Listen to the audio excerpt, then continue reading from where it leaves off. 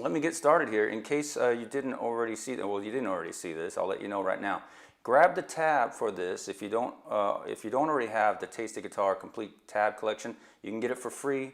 Go to TastyGuitar.com and subscribe at the bottom of the page. You can do that for free, and we'll get an email with a link to download the latest version of the tab collection, and it has this tab in there.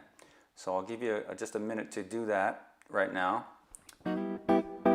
Okay, so go ahead and grab the tab collection, but I'll also be, showing you these in little screenshots of each lick, so you can kind of screenshot that as we go through. Well, basically, what we're going to do here is go through 5 really nice fills, which you can throw in your blues rhythms to give it a little bit of, little tasty stankiness, some nice little stuff that you can embellish in your blues rhythms. Okay, so let's go ahead and get started here. Y'all see a close-up there? I hope you can see that. Right there? All right. Okay, so this first rhythm is based around a G6 chord, and actually most of these are going to be based around this G6 chord. These are all going to be in the key of G, right? All in the key of G in a shuffle feel. Okay? Everything is kind of being in a shuffle feel here. And you should be able to see the tab now. Right there. Y'all see that? Okay, so basically a shuffle feel. I'm going to start by sliding in to this interval right here out of the G6 chord. Now I'm going to go ahead and play the entire rhythm first, so you just kind of hear what it sounds like. Now this is just kind of a, just a pseudo bass line underneath here. Just a G shuffle. 1, 2, a 1, 2, 3, 4.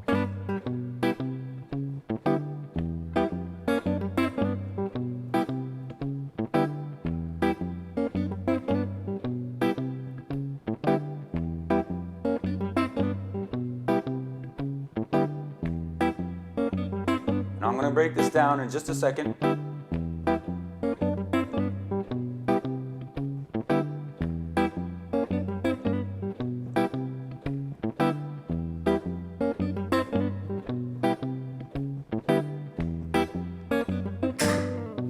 All right, so let's kind of break this down. Now, basically, what we're doing here is I'm sliding into this interval right here out of the G chord. It's the D note at the 3rd fret on the B string together with the B note right there at the 4th fret on the G string. Going to slide in there right on beat 1. Right on beat 1. On the end of beat 1, I'm going to grab the root, the G note right down there at the 5th fret on the D string. Right there. 1 and. So this is a shuffle feel, so you got to swing those 8th notes. Don't play it straight. It's going to be 1 and. Triplet bass. 1 and right? 1 and. Right there on 1. Now I'm playing this finger style, and I really recommend you try to do this stuff finger style or perhaps hybrid picking, because if you try to do this full tempo with a pick, it's going to be a little bit tough. If you are going to do that, I recommend doing everything with down strums. Okay, but I'm going to play finger style right there. On the and of beat 2, going to grab that G6 chord. Anyways, it's just like a G chord, except got a pinky right down there at the 5th fret on the E string. I'm going to grab that and kind of cut it off, kind of staccato. So 1 and 2 and. Right there. 1 and 2 and. That's it. That's the first measure. On beats 3 and 4, you are just going to rest. So 1 and 2 and 3, 4. Again. 1 and 2 and 3, 4. On the second measure of this rhythm, we're going to keep on that same chord. Going to hit it on 1 and then the and of 2. 3, 4. 1, 2, and. Right there, I'm kind of hitting those and cutting them off. 1 and 2 and 3, 4. 1, 2, and. One more time. 1 and 2 and 3, 4. 1, 2, and. Okay, on the and of beat 3 on that second measure, I'm going to go down a half step right here, a half step below that G, and hit this kind of interval right out of an F sharp. Right there, it makes it a little chromatic thing we're going to do here. Hit that, and then come back up to the one in G. So that would be 3, 4, 1, 2, 3. Right there. I'm going to finish it off by playing this shape right here, which is basically just kind of out of a C chord, a C bar chord right there. Going to hit the root of G down there, and then the top two notes out of that interval, the C note together with the E note.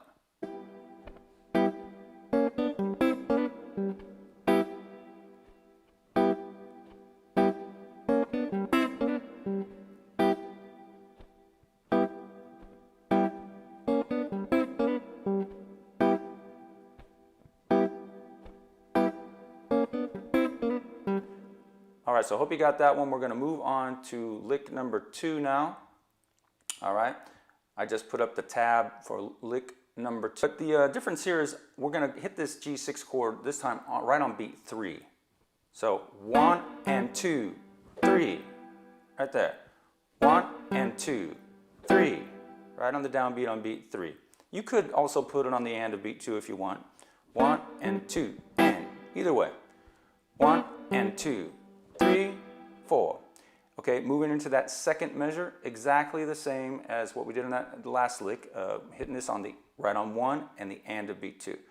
So far it would be this.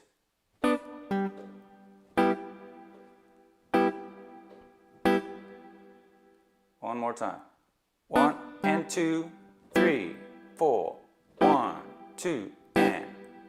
Okay, what we're going to do next is kind of midway through that third beat. Okay, we're going to hit the last 2 notes of a triplet. Okay, if you're not used to counting triplets, this might confuse you a little bit, but basically we're going to play the second and third note of an 8th note triplet on beat 3, right there. So, I'm going to go down to the D note at the 5th fret on the A string, followed by the E note. 3 and right there. 3 and You're going to go back to that kind of shape right there out of the C chord next. Grab these 2 notes by barring the first finger. Then grab the 5th fret on the D string, the G note.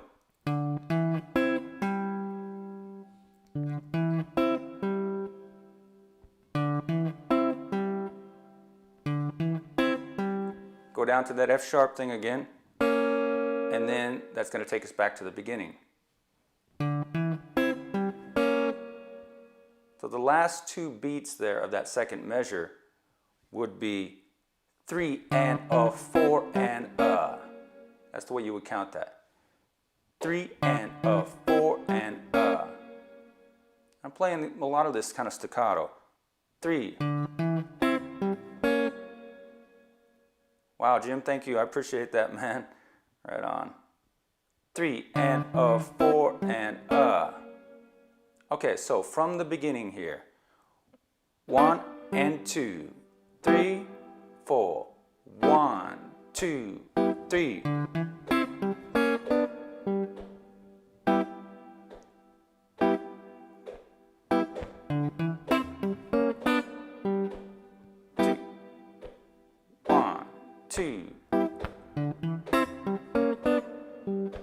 Go ahead and play along at home if you can. 1, 2.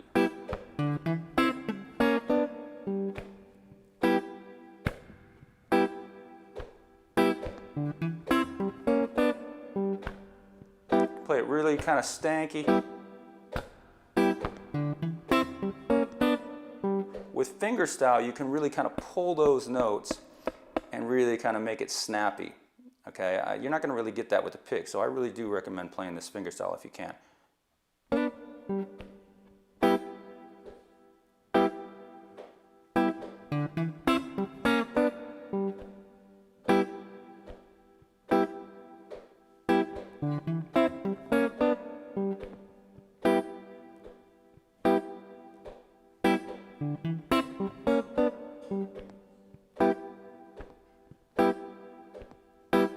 All right, I hope you all got that one. I'm just going to kind of put it in context with a loop a little bit. And again,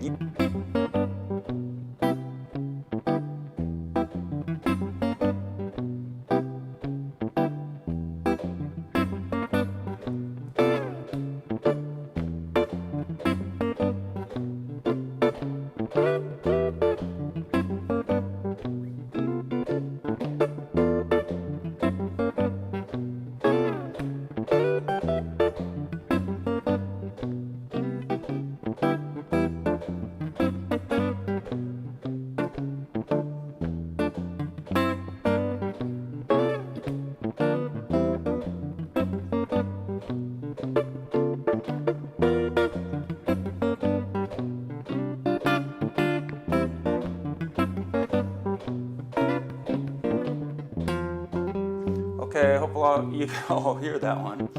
All right, so anyways, just kind of, experiment a little bit. Top of a 9 chord there. Play with it a little bit. Okay, we're going to go ahead and move on to lick number 3. And I'll try to monitor the comments here to make sure it's not freezing and all that.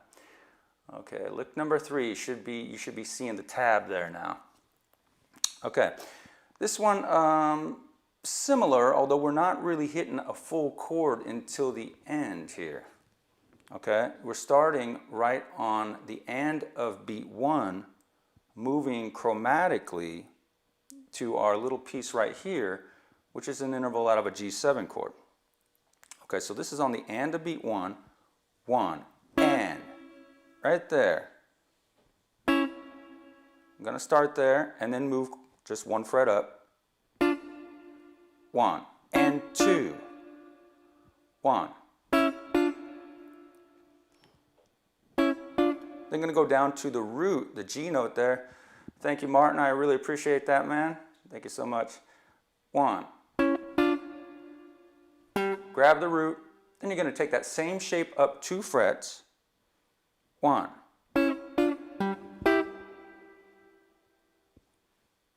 1.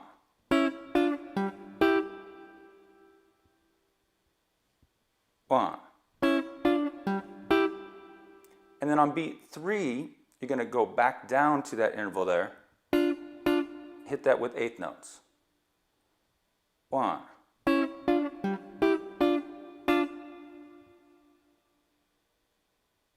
1.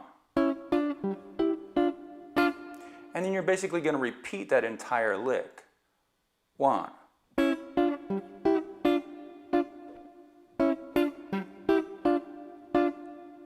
So you're going to repeat that from the and of beat 4 on that first measure. So that would be 1.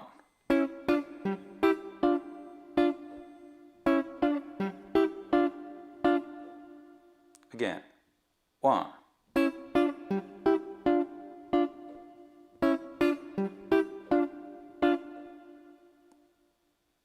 1 and 2 and 3 and 4 and. Okay, at the end of that second measure, we're going to go ahead and grab the G9 chord right up here, and this is basically a G9 chord without the root. I'm just taking the root off. I'm going to hit that on the and of 4. Okay, and also I'm going to answer a question right quick here by Rajesh. Shows a G7 chord on top of the tab, but it's a G6 being played. Well, what that is, Rajesh, is basically the G7 is just kind of giving us our general tonality. That doesn't necessarily mean we have to only play a G7 chord. It's basically telling us we can play any kind of G dominant chord. I could play a G9 chord, a G13 chord, but also it's very common to play a 6 chord in a kind of a swing blues like this. So I'm choosing a G6 chord.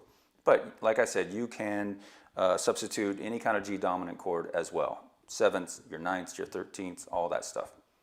Okay, so getting back to this, I'm going to play the entire lick now and throw in that G9 chord at the end. So this is 1.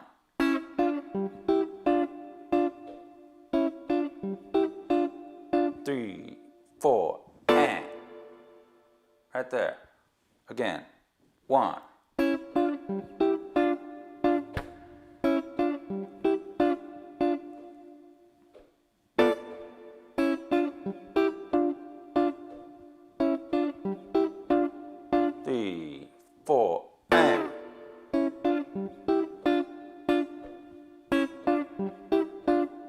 3, 4, and.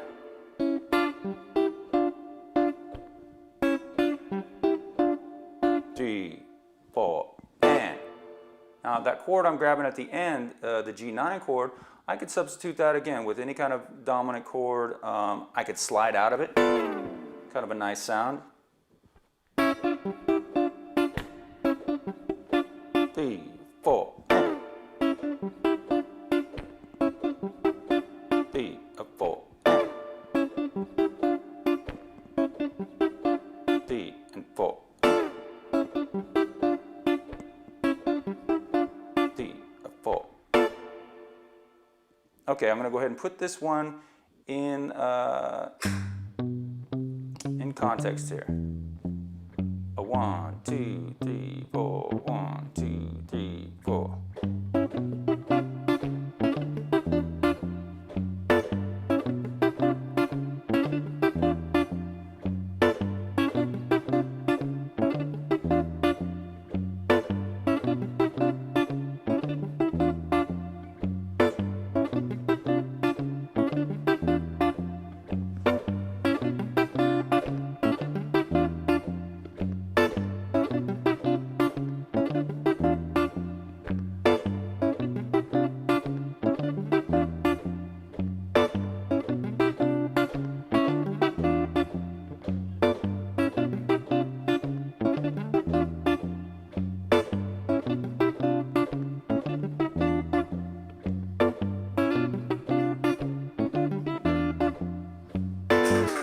Now I could also slide into the beginning of that as well.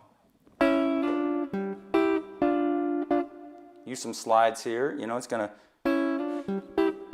help it make a little bit easier to play it at tempo. If you want to slide back there, you can do that. It's going to make it a little bit easier as well.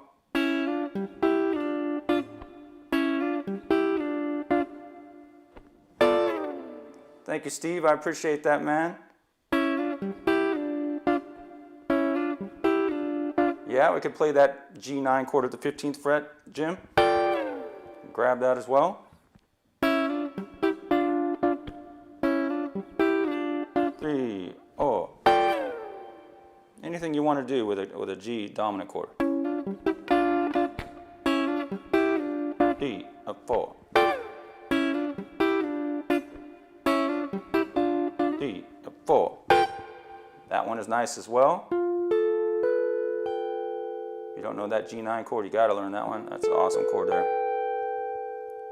F, A, B, and your root on top of G. That's a great G9 chord.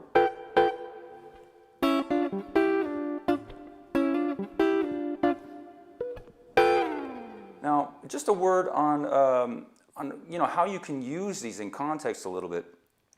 Well, the most important thing is don't get in the way of a vocalist. If you're playing with a vocalist, you can't just be throwing these things in randomly and kind of get in the way of the vocal line. So you got to choose your spots.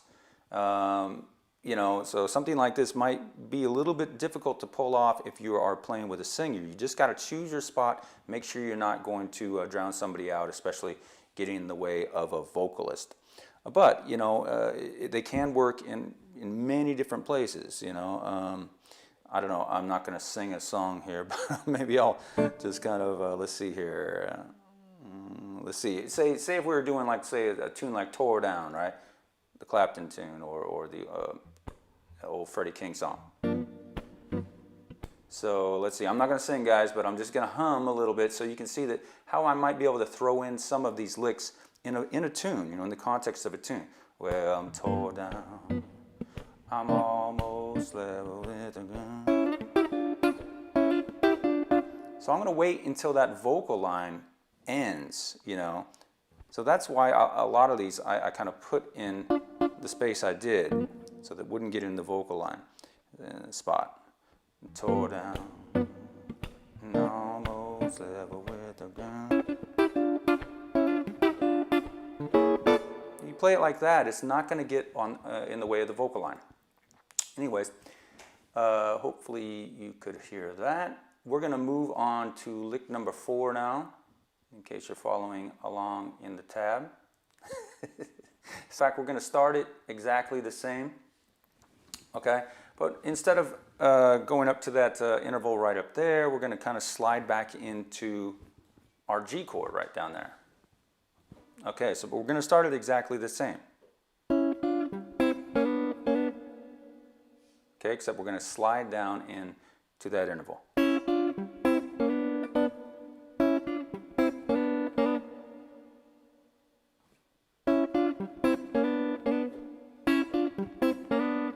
So the phrasing is pretty much exactly the same as that last lick. 1, 3, 4. On the last part there, the end of beat 4, I'm going back to my G6 chord. So, 1, 3, 4. And I can slide out of that if I like. 1.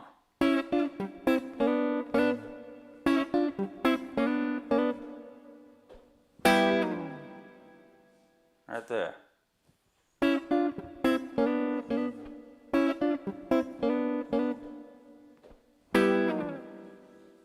Right there.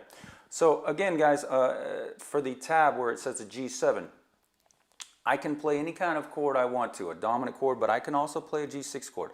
The 7 chord, where it's showing that in the tab, it's just giving us a general tonality. It's just...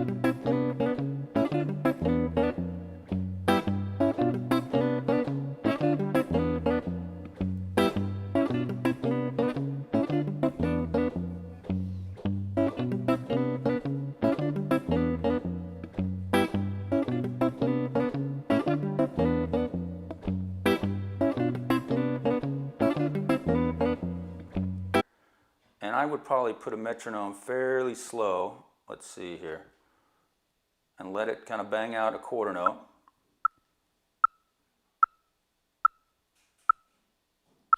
There's 60 BPM right there on a metronome. So the way that I would practice is, you know, if necessary, I would break it down beat by beat. You know, if you haven't done something like this, and just make sure everything is in the right spot. You know, make sure that it's starting right there on the end of beat 1. 1, right? And then I'd add the next beat. 3, 4, 1, 1. There's the first 2 beats. 1. Make sure you're playing that second beat as a triplet. Make sure that that's coming right on the downbeat. Right there, downbeat. 1 and 2 and up. So really practicing with a metronome is very important to make sure that you're playing things correctly in the correct time. 1.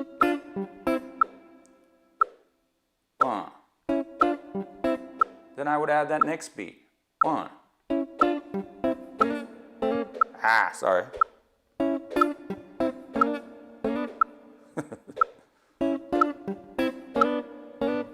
Right there. Piece by piece, beat by beat if necessary, and then and only then speed it up when you've got everything in the right spot. Anyways, that's just a little note on practicing this stuff. Big Tex in Puyallup. Puyallup, you know what? I used to work in Puyallup when I'm from Tacoma, originally Tacoma, Washington, and I used to work at a music store. Thank you, Reggie.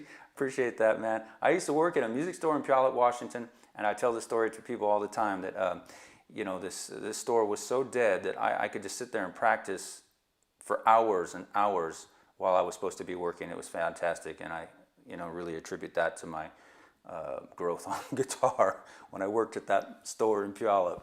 That's so funny, Puyallup, Washington. Thanks, guys. Okay, so that was lick number 4. And again, you can throw in other chords at the end, mix it up. Let's go ahead and move on to the last lick. This is actually probably one of my favorites right here. So this is lick number 5. All right, so if you're following along on the tab. Lick number 5. Okay, so now we're starting kind of on a G6 chord right up here at the 12th fret. Right there. Now that is a G6 chord as well. So you want to look at this and kind of reference it by, you know, your root root 5 bar chord. So here's your root 5 G bar chord, right? If you get rid of the root, you're going to have those 3 notes right there, your 5th, your root, and your 3rd of the chord. All right, but we're just going to kind of take that same shape and use it on the top 3 strings. That gives us still the root right there on the bottom, the major 3rd of the chord, and the 6th on top. Okay, now this is used a lot. This is used a lot in combination with the top of a 9 chord right here. Right there. So there's the 6, and that would be right here down at the 10th fret, the top of a G9. All right, there's your G9 chord. If I got rid of the rest of that chord and only played the top 3 strings, I can still use this for a 9th chord. You know, it still has the vibe of the chord. I got the flat 7th, the 9th, and the 5th. So these two are used a lot in combination, the 6 together with the 9. All right, so what I'm doing here is going to play those right on beat 1. So this is 1 and, right there, 1 and. 1 and. Again, swing those 8th notes. 1, 2, 3, 4. 1 and. Thank you so much, Chris. I really appreciate that, man. Thank you. 1 and 2. All right there. On beat 2, we're going to rest. Nothing happening on beat 2. 1 and 2. Okay, on beat 3. On beat 3, I'm going to go down to this voicing of a G13 chord. Okay, if you don't know this voicing of a G13, you definitely need to learn it. It's a really nice voicing, especially in kind of swing blues and jump blues. It has the F note on the bottom, right there, the flat 7th of the chord, the B, the major 3rd, the E, which is the 13, and the root right there up on top. G13. So if you want to move this around the neck, just remember that your root is right there on the B string. Find whatever root you want to play the chord. If you want to play an E13, drag that root on down to the 5th fret where the E note is and form the chord around it. Right there. Anyways, one of my favorite ways to play a 13 chord. You should definitely know that one. Okay, so again, from the beginning of this lick, 1 and 2, 3. I'm going to go down, hit that 13 chord, and kind of cut it off. 1 and 2, 3.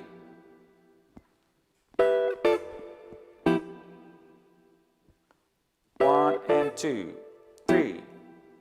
Okay, that is the first measure. 1 and 2, 3, 4. Again. 1 and 2, 3, 4. Okay, and the second measure, going to stay on that same G13 chord. And again, it's that same rhythm. 1 and on the and of 2. We call that the Charleston Rhythm. 1 and 2, 3, 4. 1, 2, and. Okay, again. 1 and 2, 3, 4. 1, 2, and. Again.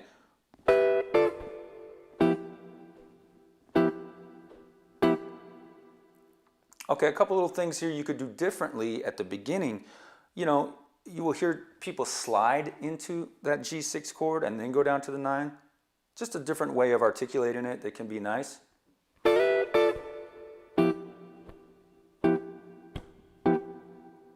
Again.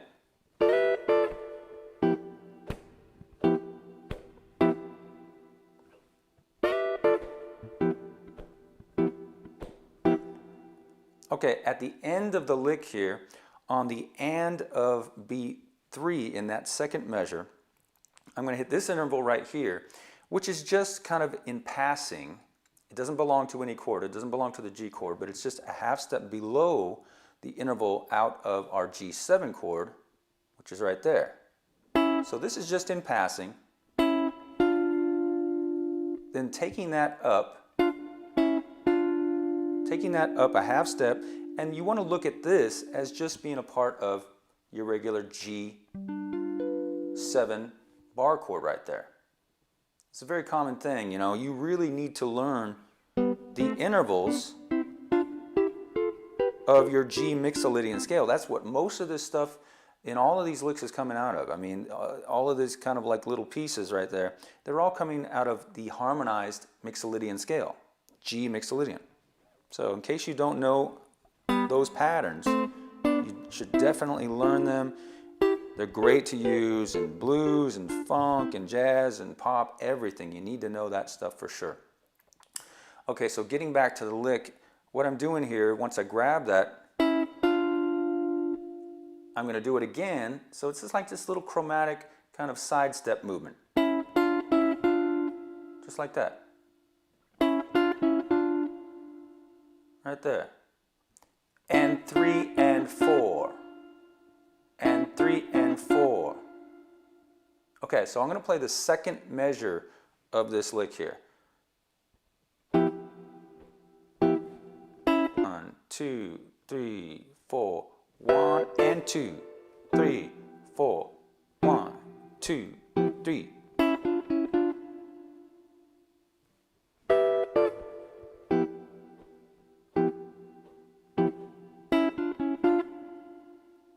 And then you're just going to repeat it. Okay, I'll repeat it this time. 2, 3, 4. 1, 2, 3.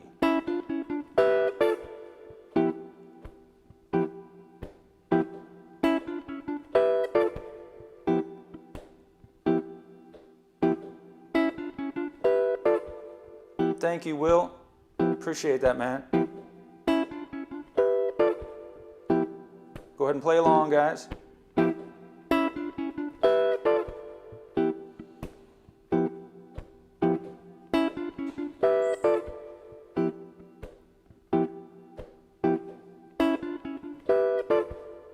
Speed it up a little bit. And you can also slide between that things at the end there. Slide there will simplify it. Kind of make it slightly easier to play.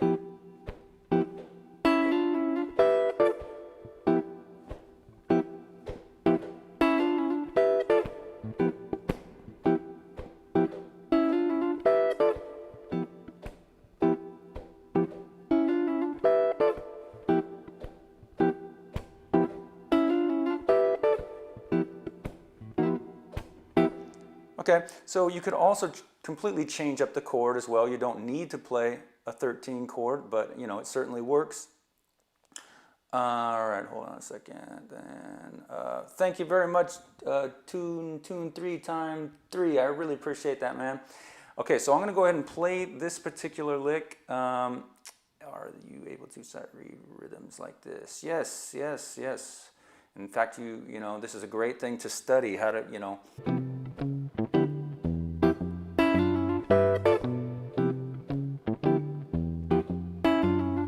I'm sliding to make it a little bit easier to play. Thank you, Eric. I appreciate that, man.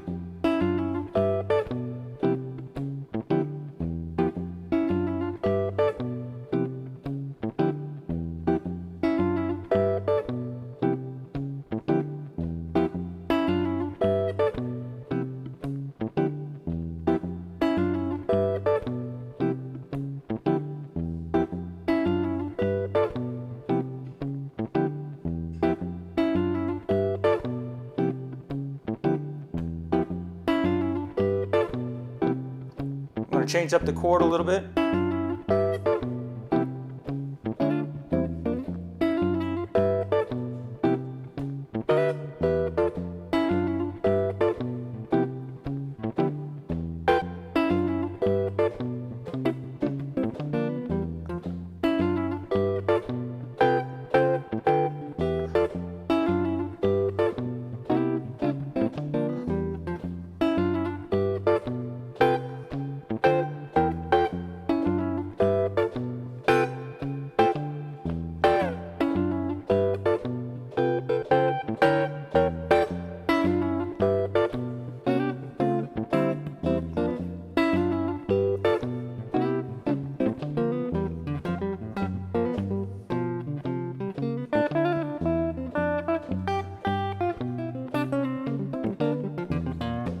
Okay guys, so anyways, that was kind of demonstration how you could change up, you know, the chords a little bit. The basic structure of the lick was still there, but you know, mess around with it, change up the voicing a little bit. Anyways, that kind of concludes all of these licks. I hope you got everything. Thank you very much, Jeffrey. I really appreciate that. All you guys. Is this going to stay on YouTube? You know what? There was a lot of technical difficulties in this first live stream, so I probably won't keep this on YouTube, though I may post it somewhere else.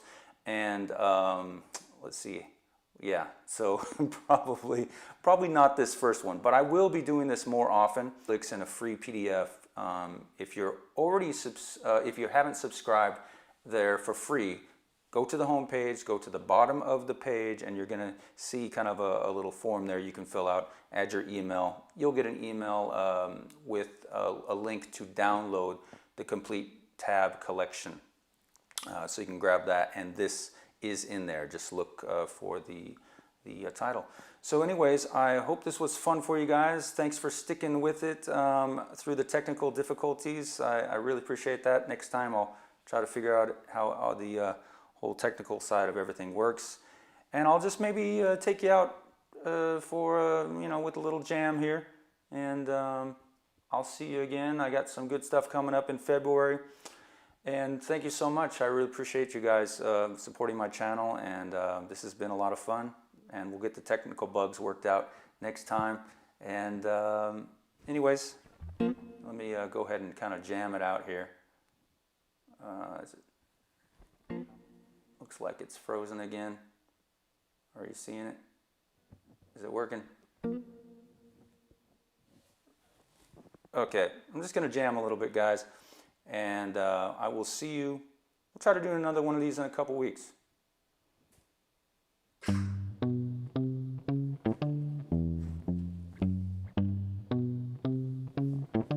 Just a little G blues, right? Just on one chord.